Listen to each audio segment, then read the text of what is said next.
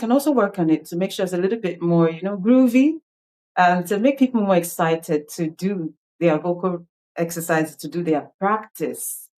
Because there's actually a difference between practice and rehearsal. And I'm glad that I was able to make a post on that, which really helped a lot of people to know the difference, because a lot Good, of people good. didn't know the difference. A lot of them just, let's go to wherever we're jamming, the band, the group, the choir, let's go Mhm. there and sing. But that's the rehearsal. The Mm, practice, that one you do when no one is there with you, you and all your music resources that you want to use to work on your voice. So practice is one of those things that those kind of vocal exercises are designed for. And so I wanted it to be very interesting so that people could actually devote time to that practice. Because when you practice adequately, it will show at rehearsals. yes, You of will make course.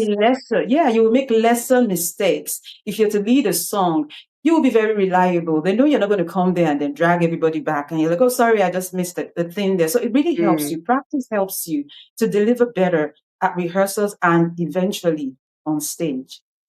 So, what are you? Are you soprano? Alt? What do you sing? So typically, we usually do advise that people don't kind of put themselves in a box, Got, even mm, though we hmm. have to do so. But within my range, I'll say I'm more of a mezzo soprano. Yes, but we don't advise people to really like focus on that, especially when it comes to choirs. There's a lot of times when they ask which part, some people say alto. That's not part of the voice types, and so a lot of people have kind of gotten that, mixed up and mixed up and stuff. So I'll say within my range, based on what I can sing, even though I can hit soprano notes, when we look at range, we don't just look at how high you can sing alone. We can also look at other factors that determines where your voice is. So for me, I'll say I'm more of a mezzo soprano. Okay, and I'm still listening. I just wanted to take myself off camera real quick, but I'll be right back. But I'm Okay. still listening. I'm still All listening. right. So, Yeah. okay. So So, based on that, okay. so a good example of that is when people are in the choir and they say they sing alto, and then when they're in public and you ask them, about their voices and they say alto, and I'll be like, well, that's not really a thing outside the choir. It's more of, parts in the choir. And so sadly, that has also actually contributed to a lot of people being boxed up in that voice type thing. So typically, I always advise people when it comes to when people ask you questions about your voice type, just say, well, I can do certain ranges, but I'll say when we look at the voice types, I can place myself in the mezzo soprano or soprano or Mhm. contralto. Yeah, that's it. How no, I was gonna ask you, how does one really determine a voice type? Because um I always thought of myself as being soprano, but I'm not really sure right now because and you know what, believe it or not, my voice actually got deeper when I had my son. So now I mean, I'm not a singer like that, but I just how does one know like how do you know where to take your voice? All right. If that So makes sense. yeah. So we do have a few tests that we run to be able to determine where your voice type is. One of such is, starting from your lowest to your highest. What can you sing? What's the lowest note you can sing? So we have like a chart. I have that on my page as well, where we look at it. Okay, you can sing as low as C3, or you can sing as low as F3, and then you write that down, and then we test as well how high can you sing. So we try to look at how many octaves you can sing without having to stretch your voice beyond it being comfortable.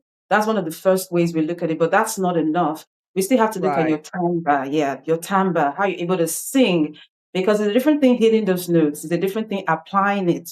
When you actually want to sing, can you hit those notes comfortably when you have a song to sing that maybe has a lot of those high notes there? So we look at the test on the keyboard, how high can you sing, how low can you sing? And then we look at the timbre, the quality of the voice, the depth of the voice. So there are a few things we look at to really determine um, what a person's range really is. So where do you begin though? Because like, okay, because you already set the foundation, like you just mentioned, that's the foundation Yeah. right there. You So try different keys. So where do yeah. you begin? Does a person So start that's singing? usually what I yeah, so that's the first thing I do Yeah. usually advise.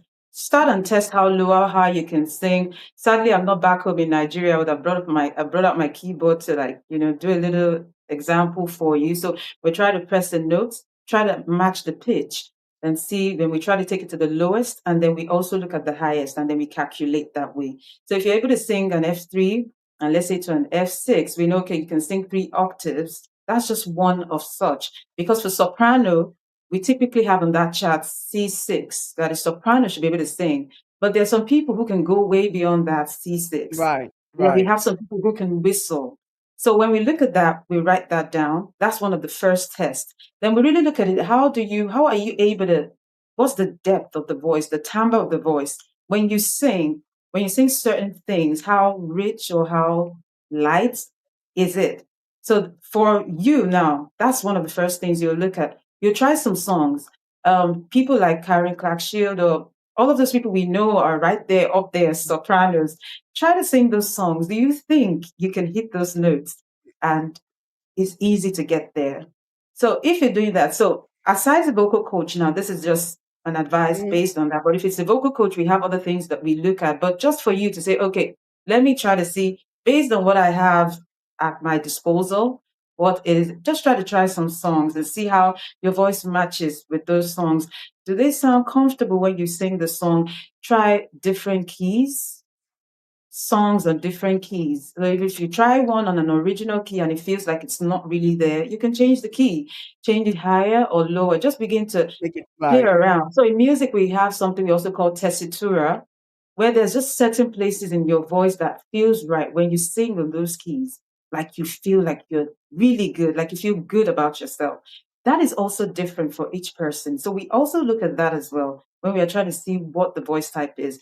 Tessitura, okay, if I sing on a C4, and I sing a certain song on C4, does it feel nice or it feels too dark? It feels too light, it's too high, or just feels comfortable? So we try to look at that window of keys within the, okay, yeah, I can sing between, I notice when I sing within, let's say I sing between C4 to a G4, I feel like my voice sits beautiful regardless of the Mm. song. If the song is too Right. high, I sing on a C4. So you see, we have like a window of keys in the tessitura that kind of helps us to narrow down that, okay, if you can sing on these certain keys, there's a possibility that you might be this vocal type.